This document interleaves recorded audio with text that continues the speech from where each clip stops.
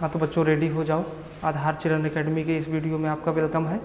और आज की वीडियो में हम इंटीजर्स के बारे में जानेंगे।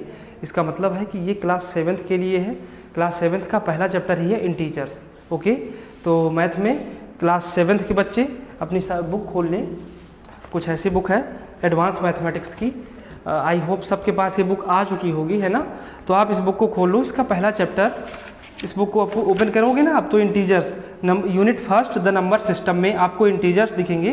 तो बस वही चैप्टर है, इसी को हम पढ़ेंगे आज। ओके, इसी का स्टडी करेंगे और कुछ सवाल भी सॉल्व करना सीखेंगे। ठीक है, तो देखते हैं। Class 7th, subject maths.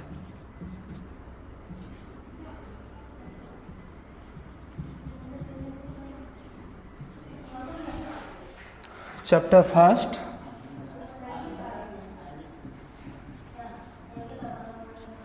क्या नाम है चैप्टर का? इंटीजर्स।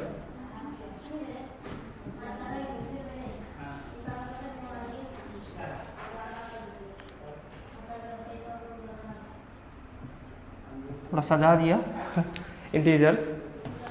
तो इंटीजर्स क्या है आपको भली भांति पता है, आपको अच्छे से पता है सबको, पर फिर से एक बार हम आपको बता देंगे। क्योंकि इंटीजर्स, मैं ऐसे क्यों बोल रहा हूँ कि आपको पता है, क्योंकि पिछले क्लासेस में हम पढ़ते आए हैं, जानते हैं इंटीजर्स के बारे में। ओके, तो इंटीजर्स पूरे नंबर्स को हम इंटीजर्स बोलते हैं। इंटीजर्स की हिंदी होती है पूर्णांक, अर्थात ऐसा अंक जो अपने आप में पूरा हो, इंटीजर होता है। इंटीजर में कौन कौन आता है? नेचुरल नंबर्स सारे इंटीजर, यस। होल नंबर भी सारे इंटीजर हैं, क्योंकि नेचुरल और होल में सिर्फ इतना फर्क है कि होल वाला एक जीरो है जो नेचुरल में शामिल कर दिया जाए तो होल नंबर बन जाता है। तो नेचुरल नंबर भी, होल नंबर भी और माइनस के नेचुरल नंबर भी शामिल अगर कर लिए जाए तीनों टाइप के, तो इंटीजर्स का ग्रुप बन जाता है। तो इंटीजर्स में क्या क्या आता है? माइनस इनफाइनाइट से ऐसे करके -2, -3, -1 लिखेंगे, 0, 1, 2, 3 ऐसे करके इधर प्लस का इनफाइनाइट तक, ये इंटीजर्स है।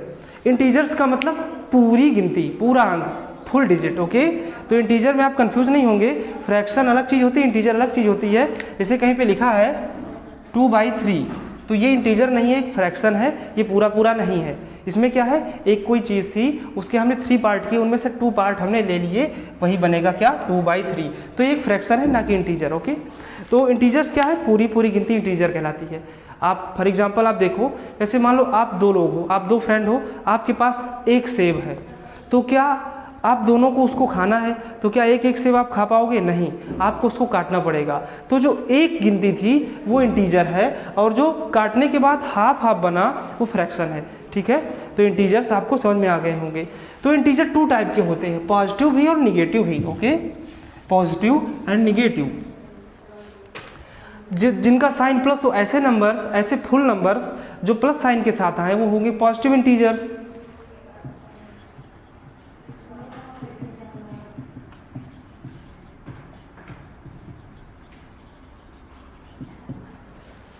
प्लस साइन के साथ जो यूज हो वो होंगे पॉजिटिव इंटीजर्स। जैसे 5, 7, 5 के बाद 7, फिर मान लो कुछ भी लिखो, 100, 200, इस टाइप के जितने भी नंबर्स हैं ये सब पॉजिटिव है ना, इनके आगे कोई साइन नहीं लगा, इट मीन्स प्लस साइन है, ये पॉजिटिव इंटीजर है। निगेटिव इंटीजर्स क्या होंगे?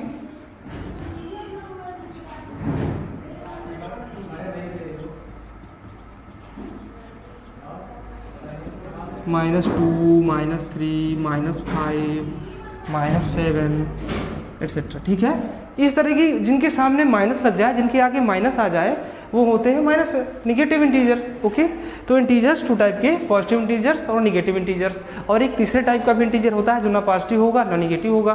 तो जीरो एक ऐसा इंटीजर है जो ना पॉजिटिव होगा ना निगेटिव होगा, क्योंकि जीरो तो जीरो है ना, जीरो मीन्स कुछ नहीं। तो जीरो एक ऐसा नंबर होता है जो ना पॉजिटिव माना जाता ना निगेटिव माना जाता, लेकिन ये भी इंटीजर माना जाता है। अब देखो निगेटिव इंटीजर्स का काम ही क्या है, क्यों हम निगेटिव नंबर्स को लिखते हैं, ठीक है, ये हम समझेंगे कि ये पॉजिटिव नंबर तो है हमारे यूज के लिए, किसी भी चीज़ को गिनना होगा सिंपल, तो हम ऐसे पॉजिटिव नंबर्स के द्वारा गिन पाएंगे, पर निगेटिव इंटीजर्स का क्या यूज है, हम इनको क्यों यूज करते हैं। अब एक एग्जांपल समझते हो। आप जानते हो कि जम्मू कश्मीर, आप कभी गए हो, नहीं गए होगे, अगर कुछ लोग गए होंगे तो जम्मू कश्मीर का टेम्परेचर काफ़ी कम रहता है, आपने सुना होगा। तो गर्मियों में तो वहाँ टेम्परेचर मान लो 5 डिग्री है, 5 डिग्री सेल्सियस।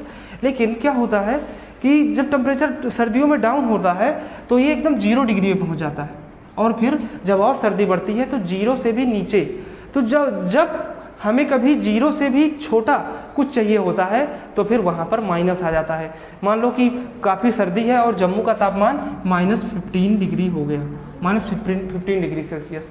तो अगर माइनस ना होता तो हम इस टेम्परेचर को ठीक से व्यक्त नहीं कर पाते, ठीक से एक्सप्रेस नहीं कर पाते, इसलिए माइनस का यूज हम को करना पड़ता है। और ऐसी जगह पे जहाँ हम 0 से छोटी कोई वैल्यू लिखना चाहें वहाँ पर माइनस आता है। अब 0 से छोटा दूसरा कंडीशन हो गया, कर्ज लेने वाला, उधार लेने वाला। मान लो हमारे पास 10 रुपये थे, हम दुकान गए और वहाँ पर हमने कोई 15 रुपये की चीज़ खरीदनी चाहिए, लेकिन हमारे पास सिर्फ 10 ही रुपये हैं। तो क्या करेंगे, हम कहेंगे कि दुकानदार जी आप हमसे 10 रुपये अभी ले लो और 5 रुपये बाद में ले लेना। तो 5 रुपये का हमारे ऊपर कर्ज हो गया ना, तो वो होता है माइनस। तो उस टाइम पे हमारे पास कितने पैसे बचेंगे, -5 रुपीज़। ठीक है।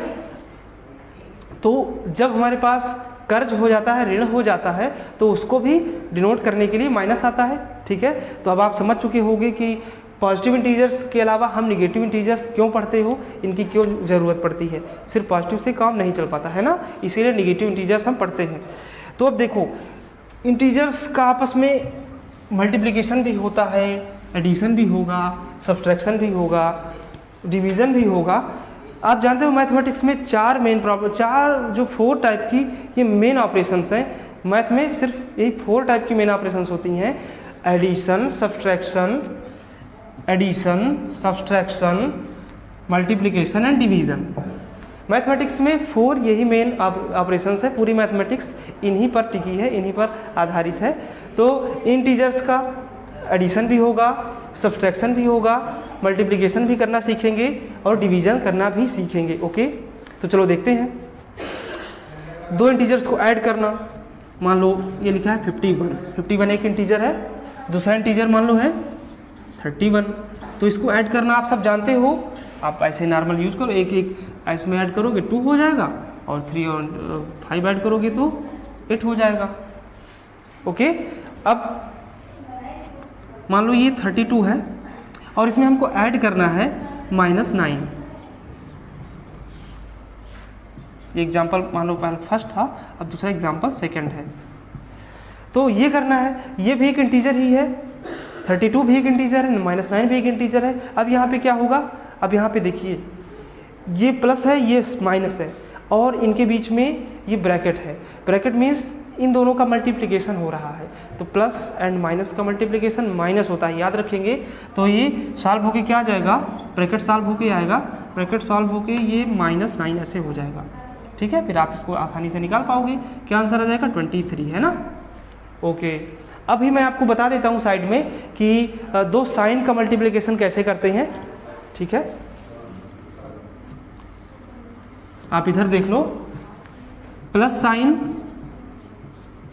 और प्लस साइन दोनों को मल्टीप्लाई करोगे तो आंसर आएगा हमारा वो भी प्लस का आएगा। ठीक है, minus sign and minus sign दोनों इनको आपस में मल्टीप्लाई करोगे, सेम साइन है तो आंसर क्या आएगा, प्लस का आएगा। ओके, देखिए आप ध्यान से देखिए, जब दोनों साइन सेम होते हैं, चाहे प्लस हो या माइनस, इनका मल्टीप्लाई करने पर प्लस का आंसर आएगा। ओके, लेकिन अगर इनमें से अलग अलग टाइप के साइन यूज हो, जैसे मान लो पहला नंबर तो प्लस का हो और दूसरा नंबर माइनस का हो, तो जब इनको मल्टीप्लाई करेंगे तो हमारा आंसर माइनस का आएगा। या पहला नंबर माइनस का हो, दूसरा नंबर प्लस का हो, तो इनको मल्टीप्लाई करने पर भी आंसर हमारा माइनस का आएगा। तो देखो यहाँ पर यही चीज़ हुई है, ये प्लस था, ये माइनस था। अब ये ब्रैकेट को हमको हटाना है, तो मतलब ये माइनस और प्लस का मल्टीप्लिकेशन हुआ है, तो माइनस और प्लस का मल्टीप्लिकेशन माइनस होता है ना। ये देखो माइनस, ये प्लस और माइनस का मल्टीप्लिकेशन माइनस, तो ये देखो यहाँ पे माइनस आया 23। इस तरीके से आप कर लेंगे, बड़ा आसान रहता है, कोई दिक्कत नहीं होगी आपको। एक अगला एग्जांपल देख लें, -3 × -4। अब यहाँ पर दो इंटीजर्स का मल्टीप्लिकेशन हो रहा है। अब देखो ये भी माइनस का है, ये भी माइनस का है, तो मैंने आपको बताया था अगर दोनों माइनस के हों तो इनका जो ओवरऑल आंसर होगा वो प्लस का होगा, ठीक है। तो इसका जो आंसर होगा वो प्लस का होगा। प्लस को लिखना वैसे ज़रूरी नहीं होता है। अब बस साइन का तो हमने कर लिया, प्लस का साइन आ जाएगा। अब बाकी जो डिजिट्स बची हैं उनको मल्टीप्लाई कर लेंगे, 12 आ जाएगा। तो हमारा आंसर प्लस का 12 या सिर्फ 12 ऐसे लिख लेंगे, ठीक है। इसको मल्टीप्लाई करने पर ये आ जाएगा। मान लो अगर ये -3 तो होता, पर यहाँ पर -4 ना होके सिर्फ 4 होता, तो क्या करते? तो देखो ये तो प्लस का माना जाएगा क्योंकि इसके आगे कोई साइन नहीं है, मतलब प्लस का है, और ये माइनस का है। तो माइनस और प्लस का मल्टीप्लिकेशन करने पर कौन सी कंडीशन? ये हमारी लास्ट वाली कंडीशन, इधर फोर्थ कंडीशन बन रही है, तो इसका आंसर माइनस का आएगा, ये देखो। और बाकी डिजिट्स का जब मल्टीप्लिकेशन करेंगे तो 12 आ जाएगा, ठीक है। कुछ इस तरह से होता है। और मान लो दोनों प्लस के हैं तो कोई बात ही नहीं, 5 × 5, मान लो कुछ ऐसी कंडीशन है, दोनों प्लस के हैं ना, 5 भी और ये वाला 5 भी दोनों प्लस के हैं, तो पहली वाली कंडीशन प्लस और प्लस का मल्टीप्लिकेशन क्या होगा? प्लस का होगा। यही सेम चीज़ डिवीजन के लिए होती है, ठीक है। मल्टीप्लिकेशन के लिए जो चीज़ है, मल्टीप्लिकेशन के लिए जो रूल है वही सेम रूल डिवीजन के लिए भी होता है। यहाँ पर अगर प्लस में प्लस को डिवाइड करोगे तो आंसर प्लस का आएगा, माइनस में माइनस को डिवाइड करोगे तो भी आंसर प्लस का आएगा, और प्लस में अगर माइनस को डिवाइड करोगे तो आंसर माइनस का आएगा, और अगर माइनस वाले से प्लस वाले को डिवाइड करोगे तो आंसर माइनस का आएगा। अब देखो यहाँ का साइन भी हम बदल सकते हैं,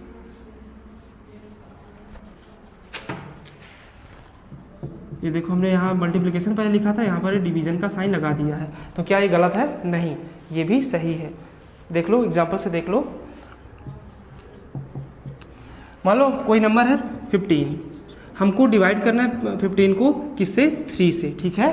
तो देखो कुछ इस तरह कंडीशन बन रही है, ये 15 भी पॉजिटिव है और 3 भी पॉजिटिव है, तो इनका आंसर जो होगा वो क्या होगा? वो भी पॉजिटिव ही होगा, है ना, दोनों पॉजिटिव है। क्या आंसर आएगा? प्लस का 5।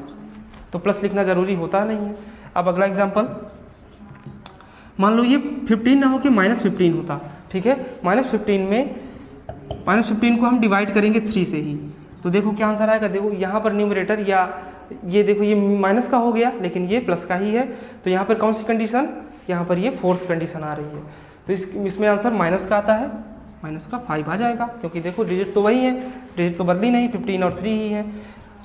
दूसरा एग्जाम्पल, -15 में मान लो हम डिवाइड करें -3 को, तो क्या आंसर आएगा? देखो ये दोनों माइनस के हैं, तो हमारी कौन सी कंडीशन है? दूसरी वाली कंडीशन, तो हमारा आंसर प्लस का आएगा ना, और बाकी डिजिट वही है तो प्लस का 5, और प्लस लिखने की आपको ज़रूरत होती नहीं है, तो सिर्फ 5 लिख दोगे, हमारा काम हो जाएगा।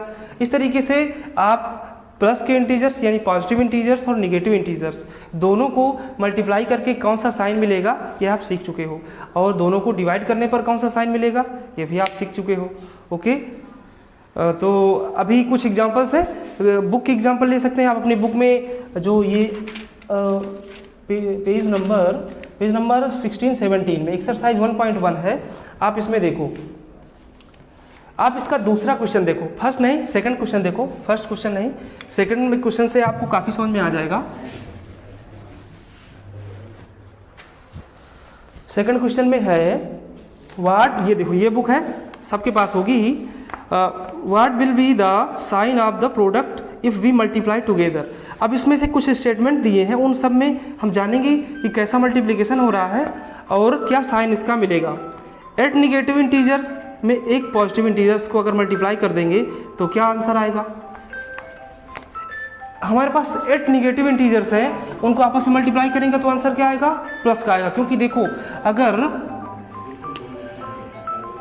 -2 8 बार हो तो क्या होगा, इवन बार है तो ये 2 बार में ये क्या हो जाएगा, प्लस का हो जाएगा। इवन होने के चलते ये प्लस का आंसर आ जाएगा। तो 8 निगेटिव इंटीजर्स का जो हमारा मल्टीप्लिकेशन है वो प्लस का होगा, उसमें से एक पॉजिटिव इंटीजर्स को मल्टीप्लाई करेंगे तो प्लस और प्लस का मल्टीप्लिकेशन प्लस होता है। ठीक है, इस तरीके से आपको A part, B part, C part, D part तीनों पार्ट्स करने हैं। ठीक है, अब यहाँ पर ये लेक्चर खत्म होगा, ये वीडियो खत्म होगा, काफ़ी लंबा हुआ जा रहा है और आपको सारे सवाल एक्सरसाइज 1.1 के इसी जो हमने चीज़ें सीखी हैं इसी पर बेस्ड हैं, आपको सारे क्वेश्चंस को करना है।